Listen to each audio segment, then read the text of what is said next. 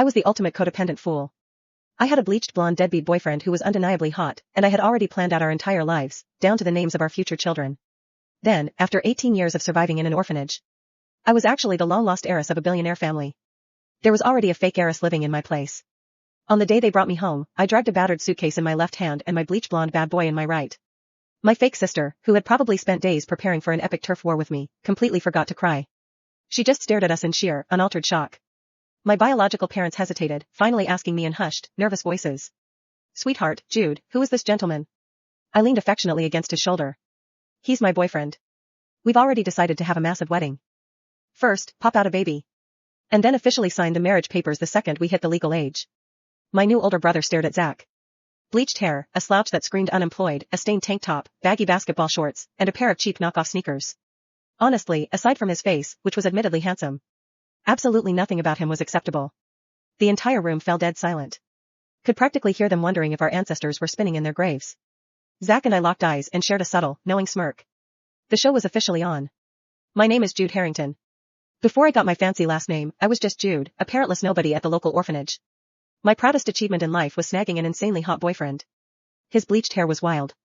And the moment I saw him, I was utterly obsessed. Took a lot of chasing to get him to agree to date me. Nobody understood our love, but that didn't matter. I was never letting him go. So, on the day I was found and brought back to the Harrington estate, I literally wept, begging him to come with me. "Zach, please. My family is rich, like insanely rich. Come with me. I can't breathe without you." Zach gave me a look so dripping with disdain, it made my heart flutter. "You said it yourself, babe. You are the one begging me." I nodded frantically. Without him, I would literally wither away. When the Harrington family butler arrived to pick me up, he took one look at Zach, his eyes filling with immediate disgust. "Miss, your parents sent me to bring you home. This gentleman, however." Zach scoffed. "You heard the man, Jude. It is not that I don't want to go. I won't stand in the way of your rich life. Let's just break up." I threw myself onto him, clinging like a koala. Don't you dare say that word. I will never let you break up with me." The butler stepped forward, trying to pull me off. His professional composure shattering into pure shock. "Don't touch me. If I can't be with Zach, I am not going anywhere. What is the point of being rich if he leaves me?" Zach made a show of trying to walk away, and I wailed, holding onto his waist for dear life. Jack's ears flushed a bright red under his bleached hair as passers-by stopped to whisper and watch the drama. The butler looked like he wanted to dig a hole and crawl into it. "Miss, fine. He can come. Just please get up off the pavement." The moment I heard that, I beamed, looking up at Zach proudly. "See, you can come with me now. Please don't dump me. Okay?" He finally relented, giving a reluctant nod. My heart swelled with victory. The butler opened his mouth to protest, but no words came out. I told Zach to sit back and relax while I single-handedly hauled our heavy bags into the trunk. The butler and the driver rushed to help, and I thanked them profusely. The butler shot an utterly bewildered look at Zach, who was casually picking his nails. How on earth did an heiress grow up to be such a brain-dead codependent mess in that orphanage? But I did not care what they thought. I was in absolute paradise. When the car pulled up to the Harrington estate, Zach stared at the massive, sprawling mansion. I stared, too. I had never seen a house this big in my entire life. As we got out, I was greeted by the sight of my fake sister, Rose, weeping gracefully while my biological parents and brother desperately tried to comfort her. My presence felt like a sudden intrusion. I stood there awkwardly. It was only when the butler cleared his throat that the family finally noticed me. My biological mother froze. Her eyes locked on my face. The resemblance was uncanny. We had the exact same eyes. Tears welled in her eyes as she rushed forward to hug me. "Jude. Oh, my sweet Jude." I felt a sudden rush of warmth, and my own eyes grew misty. Rose clearly had not expected me to look so much like our mother. Her face went through a rapid succession of shock, jealousy, and fear. But when she saw my worn-out clothes, her expression softened into a pitying, guilty look. Zach, seeing that the spotlight was entirely on us, cleared his throat loudly. Mrs. Harrington blinked, looking from me to Zach, and then shot a questioning glance at the butler. "I thought you went to bring our daughter home. Who is this?" The butler looked like he was swallowing glass. "This is Miss Jude's boyfriend. She insisted on bringing him along." The courtyard fell dead silent. "Boyfriend?" I blushed right on cue, looking down with perfect shyness. "Yes, Mom. This is Zach." My new older brother, Nate, and my father stared at Zach. Their faces were a picture of pure disgust.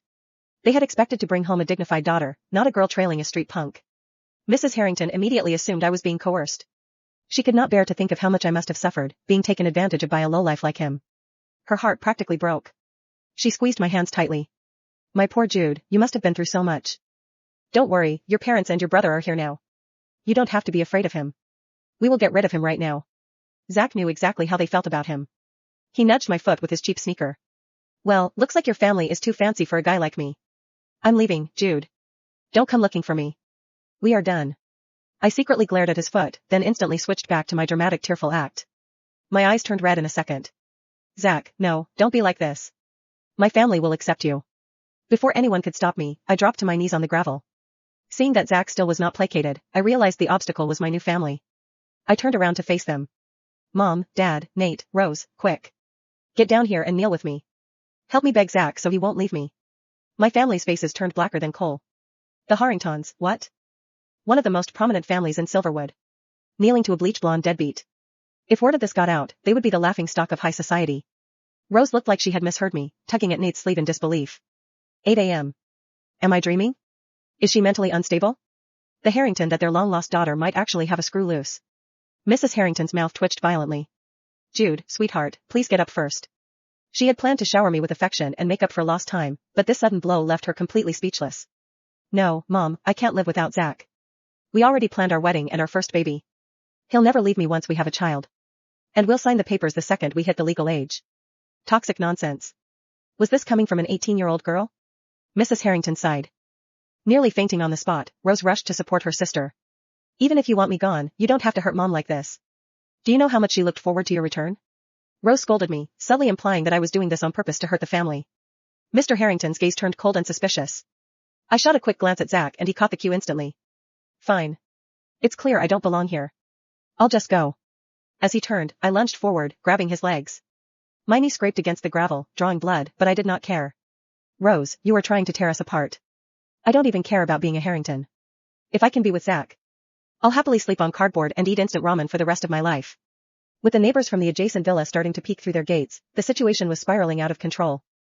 Mate's head was throbbing and Mr. Harrington's face was completely rigid. My legal documents had already been processed. They could not just let me run away. Enough. Everyone inside, Mr. Harrington barked, trying to save whatever dignity they had left. Rose, help your mother and you, sir. Come inside as well. Zach smirked, finally looking satisfied. Fine. Since you're so sincere, Jude, I'll let it go this once. I won't dump you today.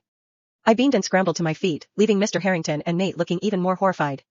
Mr. Harrington was probably questioning whether there was a defect in the family gene pool. How else could their brilliant lineage produce such a codependent fool? In other areas, however, my intelligence was undeniable. I had inherited the family's academic brains, consistently ranking first in my classes and scoring near perfect on my college entrance exams. Once Mrs. Harrington recovered her composure inside, she introduced my siblings properly. This is your older brother, Nate, and your sister, Rose. Jude, we know you've suffered, but we raised Rose as our own. The hospital mix-up was an accident. We investigated and found that her biological parents wanted to abandon her anyway. So at this, Rose started crying again. I wondered if she was made of water. Sister, I know I took your place and let you suffer for 18 years, Rose sobbed. I will pack my bags and leave the Harrington house. I'll get everything back to you. Seeing her try to play the victim, I immediately cut her off. Rose, don't say that. If it weren't for that mistake, I would have never met Zach. I leaned heavily on Zach's shoulder. He wrapped an arm around me, shooting a smug, provocative look at Rose. Mrs. Harrington, trying to maintain her poise, walked over and gently pried Zach's hand off my shoulder. She even took a tissue and brushed off my sleeve as if his touch had contaminated me. Mr. Harrington quickly changed the subject. I did not mind. I knew they would never kick Rose out. She was a useful pawn and she posed no threat to me anyway. Since Jude doesn't mind, we'll leave things as they are for now, Mr. Harrington said. Jude, have you decided on a university? He had investigated my academic records before bringing me home. I'm leaning toward Everton University. Hearing the name of the prestigious Ivy League equivalent school, Mr. Harrington looked pleased. Good. Everton is excellent. Your brother graduated from there as well. Rose lowered her head. Her grades were mediocre, barely scraping the minimum requirements for a decent local college, which made her even more insecure in this house. And then delivered a line that shouted their fleeting joy. But Zach's grades aren't very good. He didn't get in. I don't want to be apart from him, so I'm thinking of skipping college altogether. Rose and Mrs. Harrington gasped. Nate stared at me like I had lost my mind. Nonsense, Mr. Harrington roared, slamming his hand on the table. How can you gamble with your future? You are a Harrington. With your potential, you could easily surpass your brother, you. Before he could finish, Zach let out a loud, dramatic yawn. Cutting him off. Hey, I'm tired. Get someone to show me to my room. I immediately turned to my parents, completely ignoring my father's rage. Zach is tired. Can we get him a room? Mr. Harrington's face was practically purple. There is a guest room on the first floor. Your room, Jude, is on the third floor, right next to Rose's. Mrs. Harrington quickly added, yes, sweetheart. I didn't know what style you'd like, so I had it done in a simple, minimalist design. If you don't like it, we can hire a designer to completely redo it. Rose chimed in, yes, sister. If you prefer my room, I can give it to you. Zach ignored them all.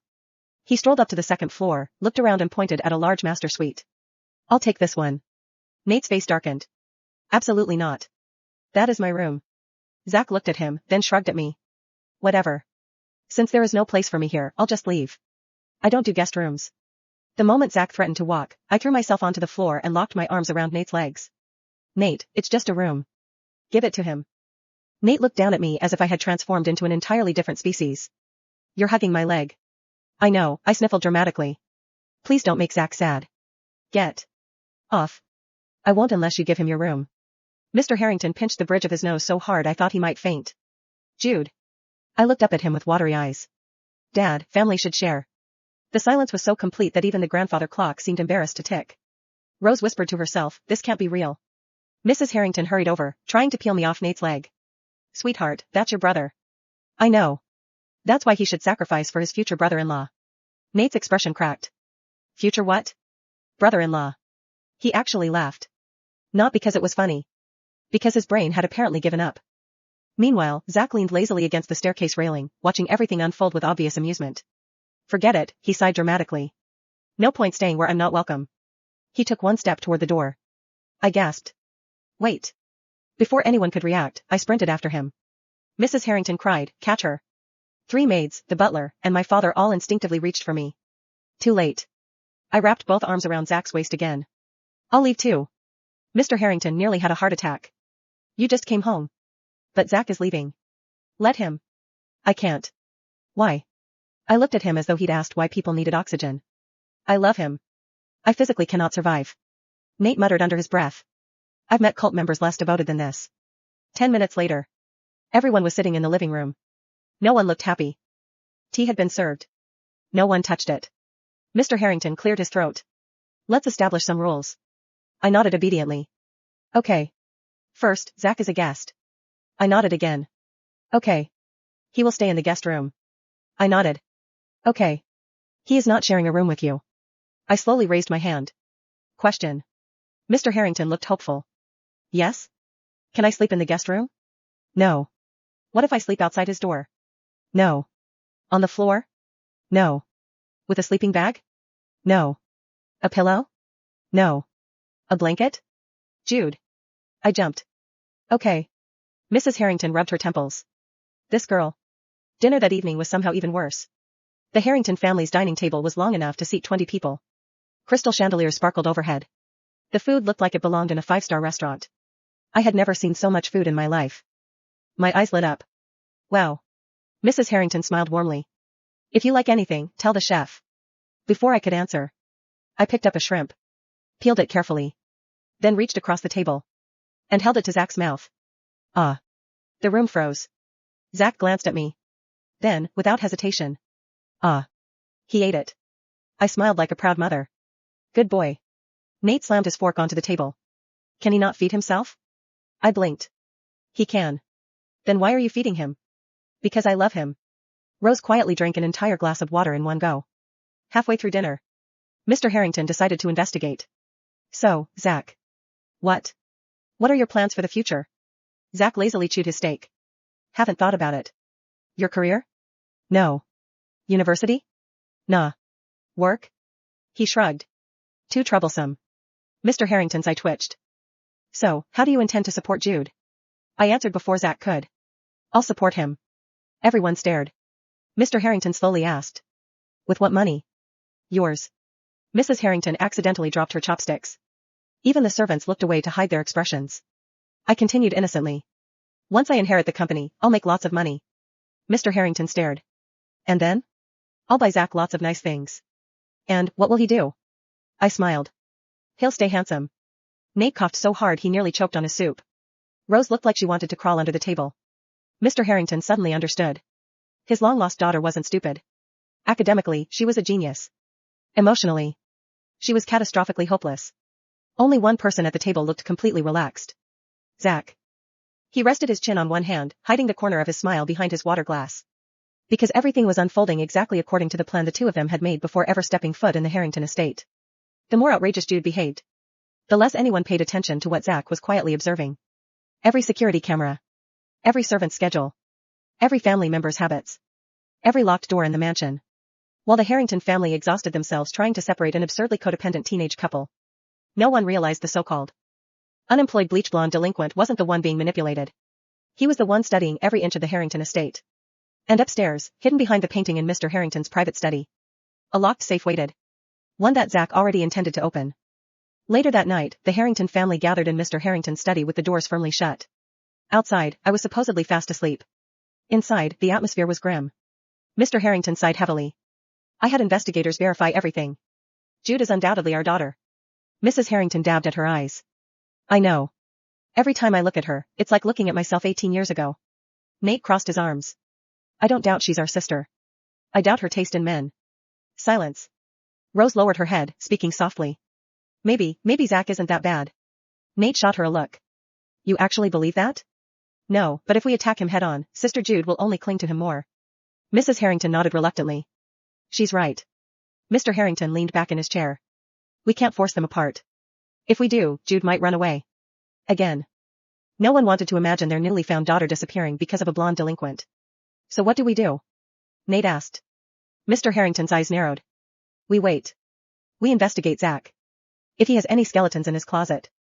His voice turned icy. We'll expose them.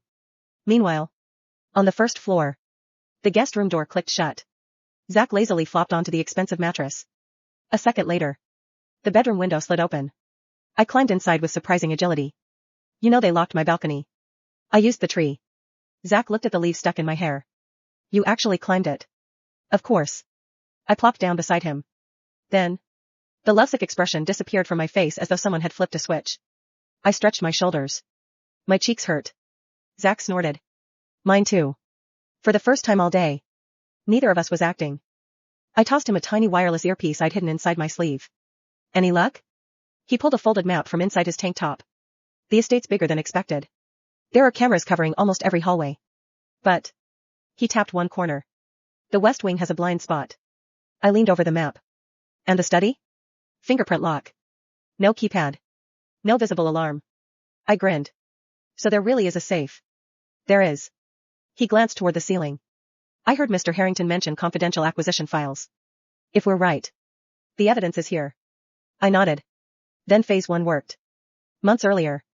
At the orphanage. I found them. I looked up from my homework. What? The Harrington family. Zach slid a newspaper across the table. The headline read. Harrington Group announces record profits. They've been looking for you. I frowned. So? So, Zach replied quietly, the fire wasn't an accident. My smile vanished. What did you say? The orphanage fire. The one that destroyed all the adoption records. I don't think it happened naturally. He placed several photocopies on the table. Insurance reports. Old newspaper clippings. Court documents. The same company hired to renovate the orphanage afterward. Belongs to a Harrington subsidiary. I stared at him.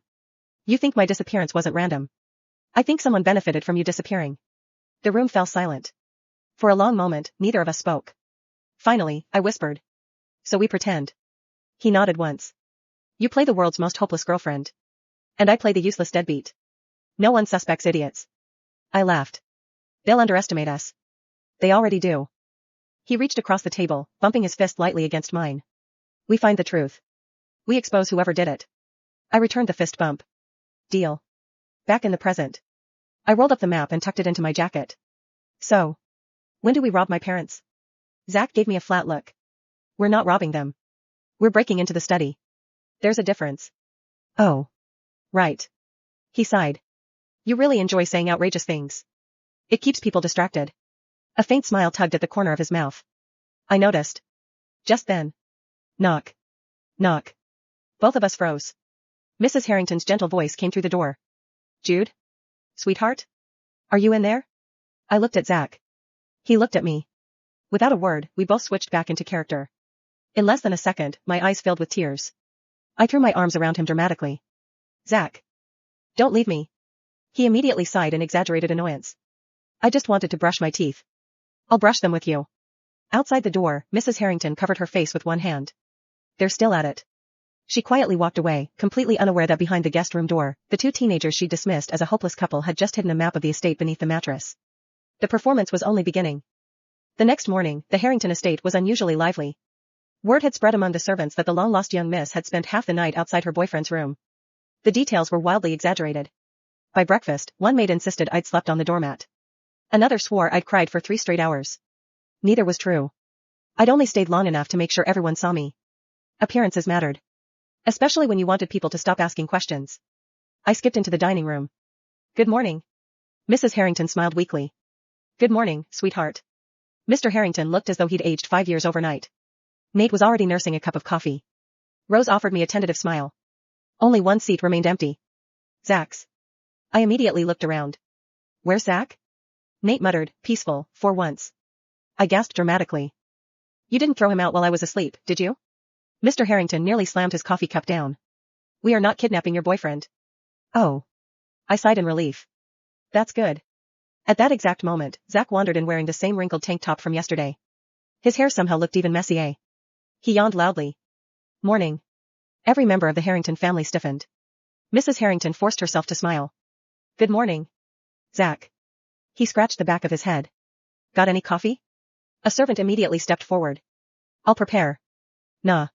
He picked up Nate's untouched mug instead. I'll just have this. Nate stared. That's mine. Oh. Zach took another sip anyway. Thanks. A vein popped on Nate's forehead. Breakfast had barely begun when Mr. Harrington cleared his throat. Jude. Yes, Dad? I've arranged for you to visit Harrington Group headquarters this afternoon. My eyes lit up. Really? I want you to become familiar with the family business. Before I could answer, I turned to Zach. Do you want to come? Mr. Harrington answered first. No. I blinked. Oh. He has no reason to be there. I looked heartbroken. But we'll be separated for hours. You'll survive. I grabbed Zach's sleeve.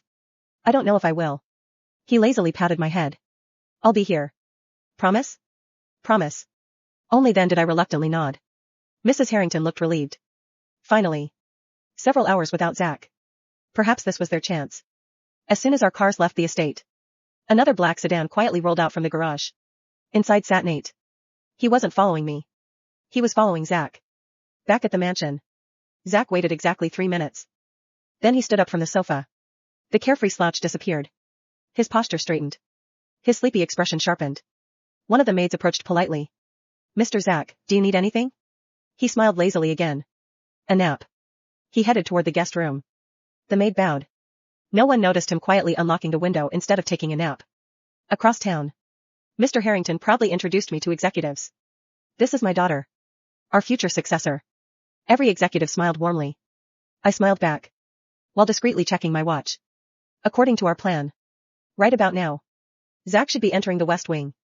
Meanwhile, Nate parked his car outside the estate. He frowned. He's not coming out? He waited another 10 minutes. Still nothing. Finally, he got out and circled toward the guest room window. It was closed. Curtains drawn.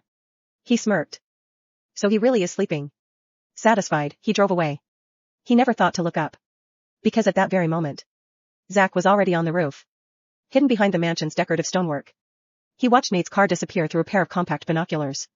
Too easy. He climbed down onto a second-floor balcony with practiced precision. The West Wing was exactly where he'd mapped it. No cameras. No guards. Only one locked window. From his pocket, he produced a thin metal strip. Click. The latch released. Inside, the hallway was silent. He moved without hesitation, counting doors from memory. 1, 2, 3.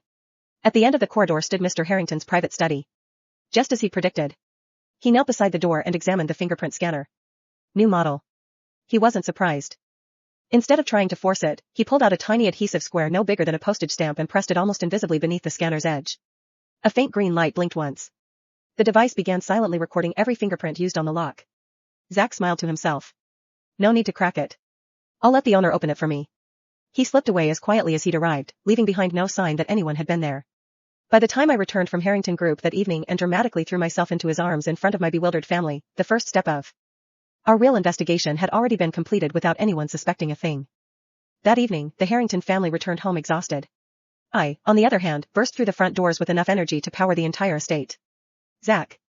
He looked up from the sofa. You're back. I ran straight at him. The maids collectively winced. Nate instinctively reached out. Don't. Too late. I launched myself into Zach's arms.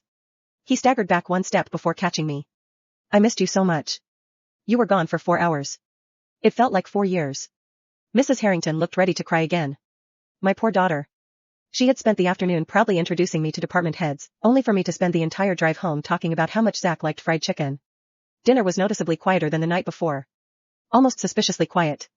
Until Mr. Harrington spoke. Jude. Yes? I'd like you to start shadowing me at the company next week. I smiled brightly. Okay. Everyone at the table visibly relaxed. Finally. Progress. Then I continued. But Zach comes too. The relief vanished instantly. Mr. Harrington inhaled slowly. No. But he'll get lonely. He is 18 years old. I know. He can entertain himself. He prefers me. I gathered. I turned hopefully toward Zach. Would you like to come? He shrugged. If they don't want me there, forget it. He stood as if to leave the table. I immediately grabbed his wrist. No. Sit. Mr. Harrington closed his eyes. Sit down, Mr. Zach. Thanks. He sat again. Nate stared in disbelief. Did Dad just compromise with him? Rose whispered. I think Dad's survival instincts are kicking in. After dinner, the family dispersed. Exactly as planned. Mrs. Harrington headed upstairs.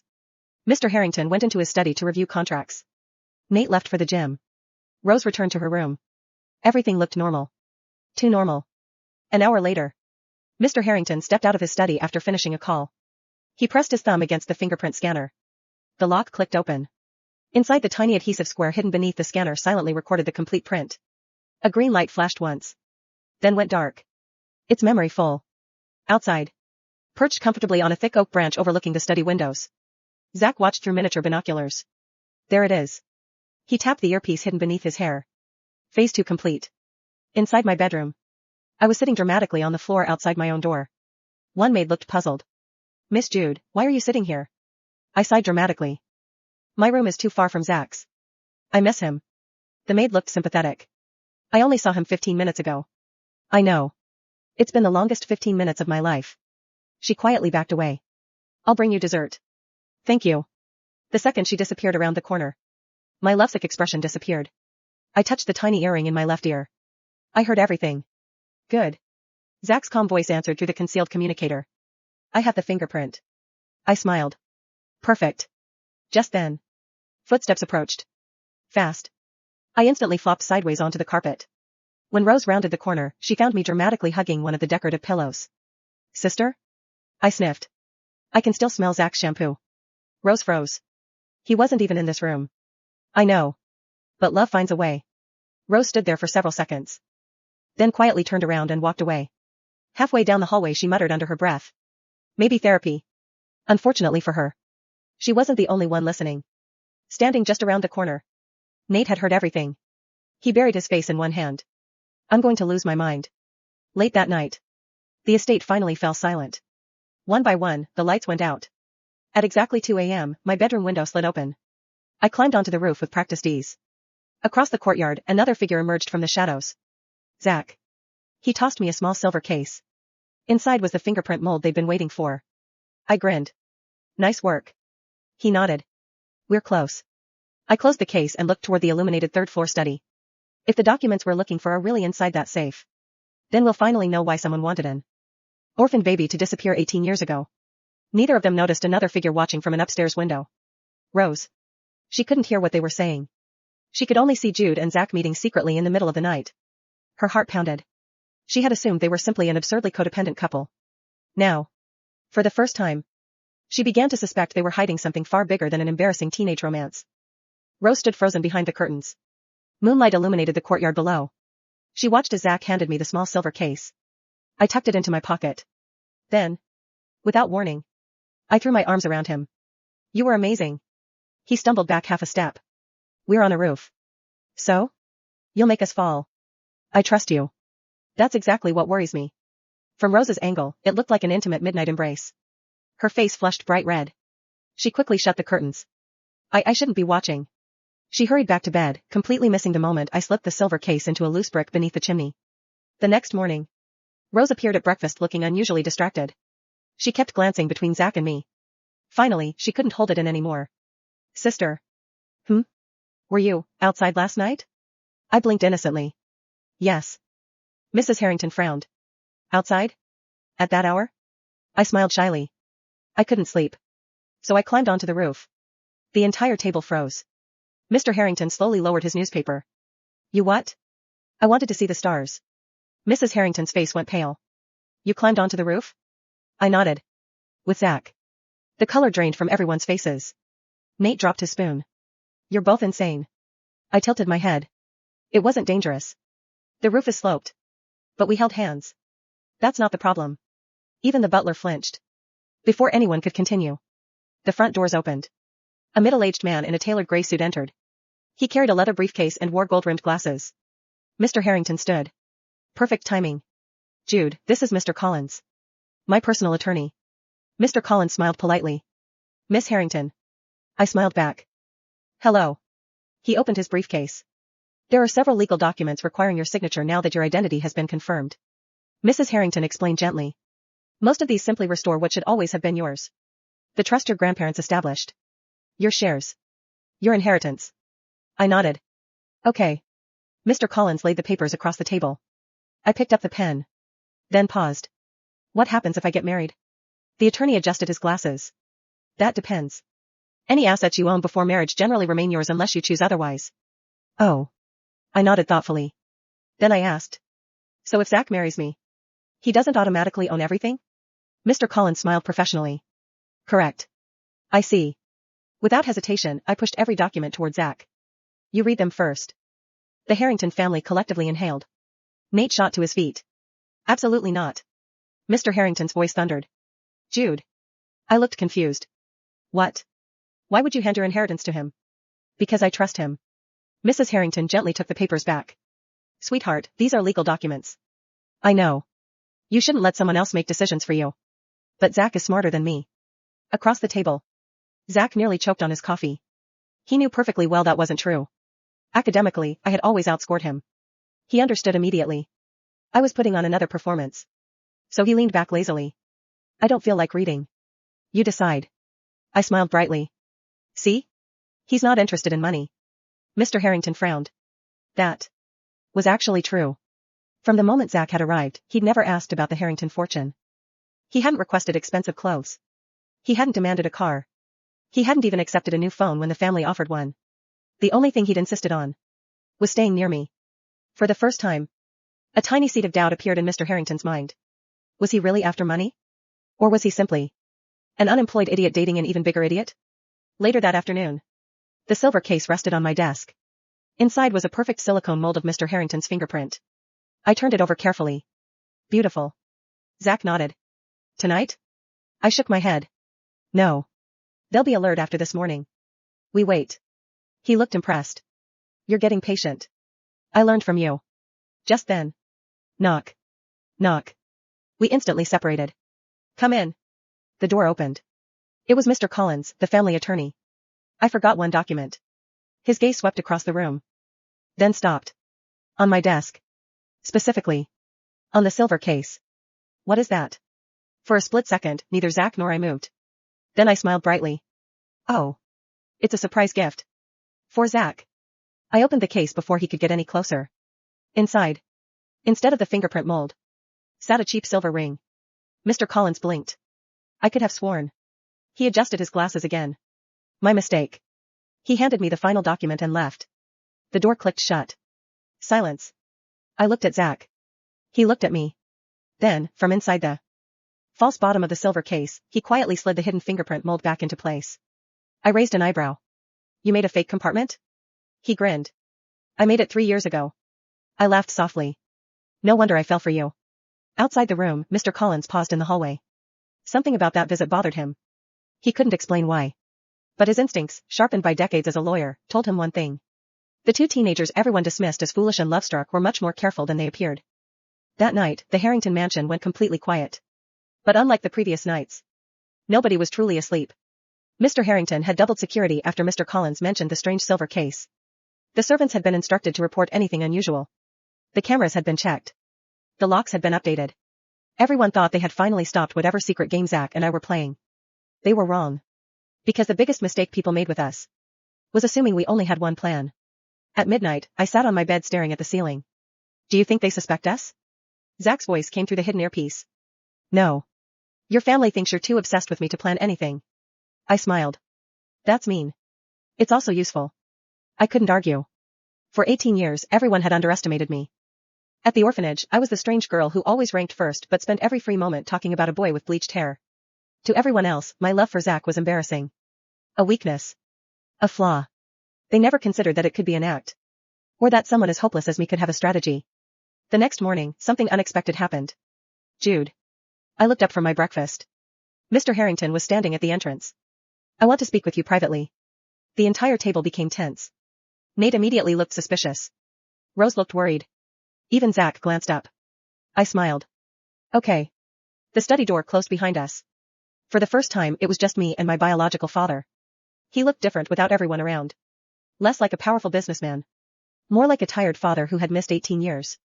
Jude. He hesitated. I owe you an apology. I blinked. For what? For everything. His voice lowered. You grew up without us. You lived in an orphanage. You had to struggle while another child lived the life that should have been yours. I stayed quiet. Because this part wasn't an act. Not completely. Mr. Harrington looked at me carefully. I expected you to hate this family. I expected anger. Resentment. But instead. He sighed. You arrived holding on to that boy. I looked down. He was there when nobody else was. Mr. Harrington's expression softened. I understand. Then he added. But I need you to understand something too. Zach cannot be the only person you rely on. I lowered my eyes. The old Jude expression returned. The helpless girl who couldn't survive without her boyfriend. I don't know how to be without him. Mr. Harrington closed his eyes. Exactly the answer he feared. But then. I looked up. However. He froze. However? I smiled slightly. I know how to be myself. For the first time. My father noticed something. The helpless expression disappeared for half a second. There was confidence underneath. Intelligence. Control. But before he could question it. I grabbed his sleeve. Dad? Yes? Can I have pancakes? The moment shattered. Mr. Harrington stared. Pancakes? Yes. Why? Because emotional conversations make me hungry. For several seconds. He just looked at me. Then, unexpectedly. He laughed. A real laugh. Outside the study. Zach stood in the hallway. He had heard everything. And for once. He wasn't smiling. Because he knew something I didn't. The Harrington family wasn't the only threat. That afternoon, Zach finally managed to open the safe. Not in the dramatic way anyone expected. No alarms. No breaking in. No chaos. Just patience. Mr. Harrington himself opened the safe for a meeting. And thanks to the copied fingerprint. Zach had access later. Inside were documents. Property records. Financial reports. Old medical files. And one folder labeled. Jude Harrington, birth records. His expression changed. He opened it. The first page was normal. Birth certificate. Hospital records. DNA confirmation. Then he reached the final pages. And stopped. Because there was a handwritten note. A note dated 18 years ago. One sentence. The original Harrington child was not accidentally switched. Zach's eyes narrowed. He kept reading. And the more he read, the colder his expression became. Because the truth about my disappearance was far worse than either of us expected. And whoever had stolen 18 years from me was still inside the Harrington family. Zach stared at the note. The original Harrington child was not accidentally switched. For the first time in years. He forgot to pretend. The lazy smile disappeared. The careless attitude vanished. Because this wasn't about money. It wasn't about inheritance. It was about me. He read the remaining documents. The hospital mix-up had been staged. Someone had paid a nurse to alter records. Someone had arranged for baby Jude to disappear. And the person who signed off on the operation was someone with access to the Harrington family. A family member. That night, I found Zach sitting silently on the roof. Not joking. Not teasing. I climbed beside him. You're scaring me. He looked over. For once, he didn't make a sarcastic comment. Jude. Yeah? Everything we thought happened. It was a lie. My smile faded. What did you find? He handed me the file. My hands trembled as I read. The words blurred. Someone had stolen my identity before I could even remember my own name. Someone had decided I belonged in an orphanage. Someone had erased 18 years of my life. I was quiet for a long time. Then, I laughed. Zach frowned. You're laughing? I wiped my eyes. If I don't laugh, I'll probably scream. He looked away. I'm sorry. I shook my head. Don't be. You were the one person who stayed. The next day, the Harrington family gathered in the living room. They expected another dramatic Jude and Zach performance. Instead, I walked in completely calm. Everyone noticed. Especially Zach. Mr. Harrington frowned. Jude? I placed a folder on the table. I found something. The room went silent. Rose looked nervous. Nate immediately stood. Where did you get that? I looked directly at my family. The truth. The documents exposed everything. The hospital employee who changed the records. The payments. The fake investigation. The person who had arranged everything. And finally, the name. Everyone froze. Because the person responsible wasn't some stranger. It was someone they trusted. Someone who had lived in their home. Someone who had smiled beside them for 18 years. Rose covered her mouth. No. Mrs. Harrington's face turned pale. I don't understand. Mr. Harrington gripped the papers. Impossible. Zach stepped forward. I thought so too. But the evidence is clear. The room became chaos. Questions. Accusations. Anger. But through all of it, I stayed calm. Because the girl who arrived at the Harrington estate pretending to be a lovesick fool was gone. Later that evening, the truth was exposed. The person behind the scheme was arrested. The Harrington name was cleared. And for the first time, I wasn't a missing daughter. I wasn't an orphan. I was Jude Harrington. Months passed. Everyone expected Zach to leave once the excitement was over. After all, he had no reason to stay. But he didn't. Instead, he enrolled in classes. Something nobody expected. Especially Nate. You actually study? Zach looked offended. I always studied. Nate stared. You literally wore the same shirt for 3 days. That was strategy. What strategy? Making everyone underestimate me. Nate went quiet. I hate that it worked. As for me, I stopped pretending to be helpless. I still teased Zach. I still annoyed my family. I still dramatically declared my love every chance I got.